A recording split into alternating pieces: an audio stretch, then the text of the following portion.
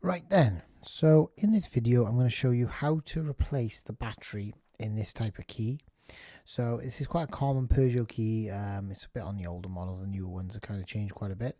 So basically we're going to look for this slot on the back of the key. You need the ring removed, obviously your keychain ring removed from that hole, and we're just going to basically take a screwdriver and twist to kind of pop it and separate the key. Now it's in two halves, so all we're trying to do is just get the two halves separated. You'll see there's a button there, so you can go ahead now and just pull it apart. There we go. Now this little circuit board in here, you've got to be a little bit careful for it. Now this side of it is obviously just the key and transponder, so you can put that aside. And then in here is the circuit board. Now you'll see if I just give this a tap, it drops out. It's held into place by a little dowel. And you can see there is the battery. So what we're going to do is slide this battery out of its holder. If you look by here, you'll see that there's a little positive symbol, showing you that obviously the positive is facing you when you insert the battery. So obviously make sure you make a note of that. And then there is our new battery. So our new battery is a CR1620. Now to know what battery it is, you can see here it's actually kind of engraved on the battery.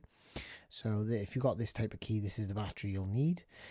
So I'm just going to open this packet, and then what we can do is just go and slide this into the holder.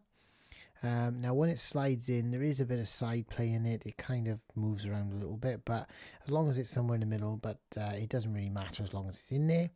And then we're going to go ahead and reassemble the key.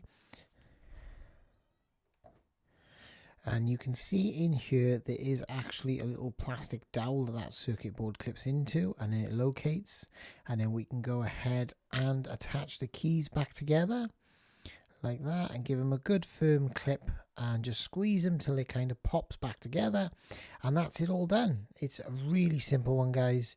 So yeah, if you've got one of these types of keys, just obviously make sure it's seated all the way around, and that's it all done. So yeah, thanks for watching, guys, and see you on the next video. And if you get value from this video, hit the like button and subscribe to support this channel.